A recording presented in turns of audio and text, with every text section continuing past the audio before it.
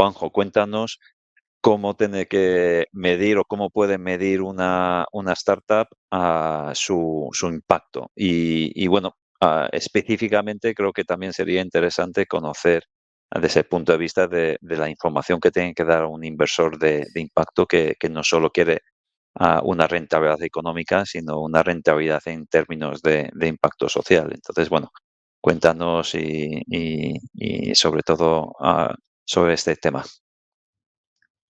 Mm. Bueno, pues oye, encantado lo primero de participar, eso por supuesto.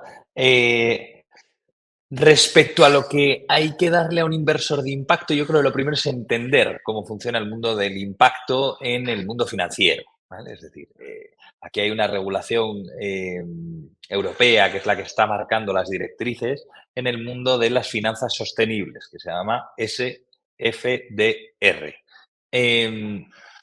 Entonces, entender muy bien cómo funciona esta regulación y qué está pidiendo a los fondos y qué tipos de fondos de impacto hay, es lo que va a hacer primero que ordenemos la información que tenemos que proveer, ¿no? Esta regulación lo que ha hecho es ordenar a los fondos en función de su adscripción a una serie de objetivos de clima, ¿vale? Em, lo que tienen que reportar estos fondos es lo que se llaman las PIAs, ¿no? Principales incidencias adversas en materia de sostenibilidad, ¿no? Continúa la frase, pero se llaman las PIAs, ¿no? El acrónimo son las PIAs y es lo que vamos a escuchar de forma recurrente en el mundo de las finanzas sostenibles.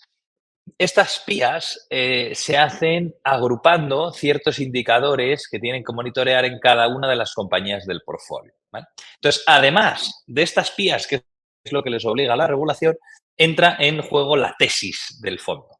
Entonces, yo creo que entendiendo estas dos perspectivas, oye, qué categoría de fondo es este fondo de impacto en el que estoy hablando y qué tesis tiene, van a permitir orquestar de la forma adecuada la información de impacto que tengo que proveer, ¿vale? Si vamos a hablar con un fondo de tesis, retirar, yo qué sé, una gigatonelada de CO2 de la atmósfera en los 10 años de vida del fondo, tenemos que entender que el discurso tiene que estar orientado a cómo es la reducción de emisiones que mi servicio, producto, lo que sea, ofrece, ¿no? A tener una medición muy clara del análisis comparativo. Pero cuando vamos a trabajar en la parte de las PIAs, ya no hay un interés en el análisis comparativo de la reducción de emisiones, que eso es lo que afecta a la parte de la tesis, sino vamos a tener que monitorear nuestras emisiones de alcance 1, de alcance 2, de alcance 3, la división por el equity value, vamos a tener que monitorear, por ejemplo, la distribución de los sueldos, ¿no? La diferencia de sueldos entre la persona que menos y la que más gana.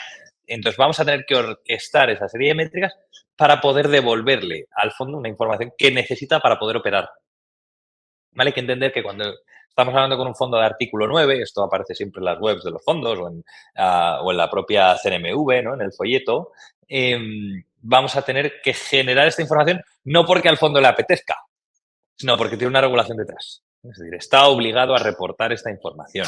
No le sirve con traer unos KPIs, vamos a decir, eh, soft.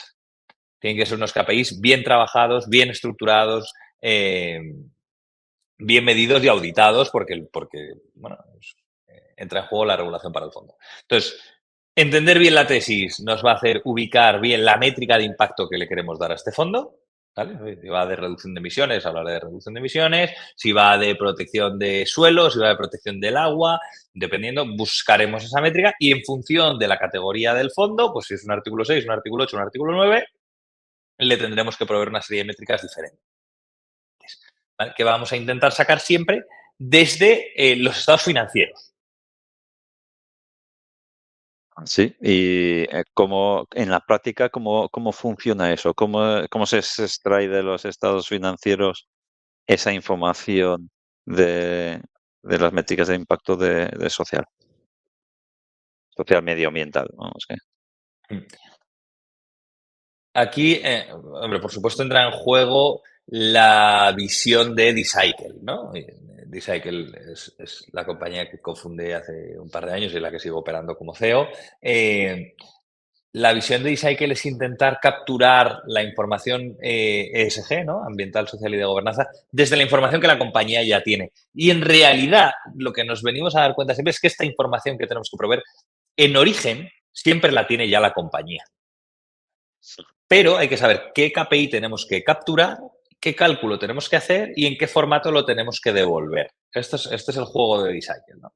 Pero oye, cuando nosotros tenemos que dar emisiones de alcance 2, por ejemplo, que esto lo coge cualquier startup y se le genera esta, ¿no? Una interrogación encima de su cabeza gigante, estilo dibujo animado, es una métrica que podemos ir a buscar capturando directamente las facturas de luz, que es una información que tiene la compañía en su RP, o que tiene la compañía en su email, o que tiene la compañía dentro de la red eléctrica. Es decir, esa información ya existe. Nosotros vamos a ir a capturarla a la fuente de origen, vamos a sacar el dato que necesitamos, que son kilovatios hora, que en este caso ya es una métrica más difícil de capturar para la compañía.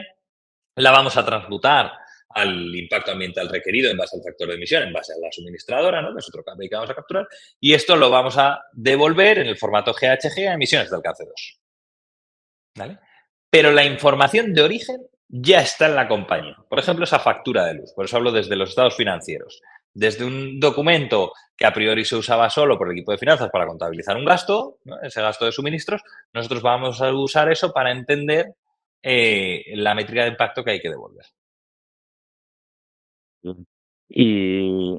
Pero luego entiendo que también hay métricas que no son menos financieras, ¿no?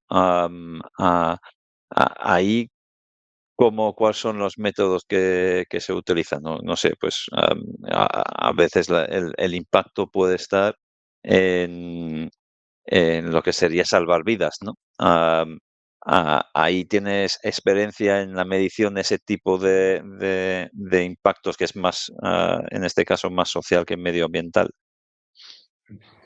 A ver, hay que tener cierto cuidado, ¿no? Para entender, efectivamente, si tú te vas a ir a un KPI estilo vidas que salvo, ¿no? Estás en un KPI absolutamente cualitativo, ¿vale? Este KPI absolutamente cualitativo no es un KPI que nos va a servir ni para reportar a la regulación, ¿vale? Ni CSRD, ni SFDR,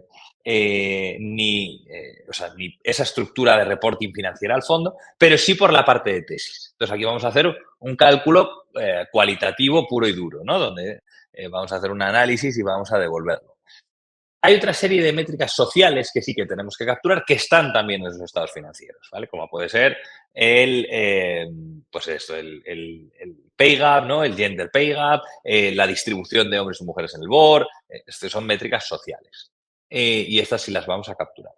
Este otro tipo de métricas son las que tendremos que, ya te digo, que elaborar de forma más cualitativa, pura y dura, partiendo desde lo que se llama la teoría del cambio, que es una cosa que probablemente muchos fondos de impacto trabajen con las compañías una vez han invertido, ¿no? O en ese proceso de due diligence de la inversión, trabajarán con la compañía lo que se llama la teoría del cambio. Es qué indicadores vamos a controlar para hacer que la capa de impacto permee y sea estable y consecuente en la compañía durante todos sus años de actividad, ¿no? Entonces ahí tú ves donde sí que dices, oye, yo me voy a meter con la molécula que he desarrollado, consigo reducir la transmisión, me estoy inventando un ejemplo, ¿no? Pero consigo reducir la transmisión del cáncer un 20%, esto implica que cada persona que lo toma y a la larga salvo 4 vidas. Esto es un análisis cualitativo que se trabaja desde esa teoría del cambio y entonces vas monitoreando el KPI de origen. Si resulta que es por cada 4 o 5 personas que se toman la pastillita, salvo una vida. Pues entonces tú tendrás que monitorear número de personas que se toman la pastillita. Y ahí ya sí tenemos una métrica que podemos sacar, por ejemplo, del CRM.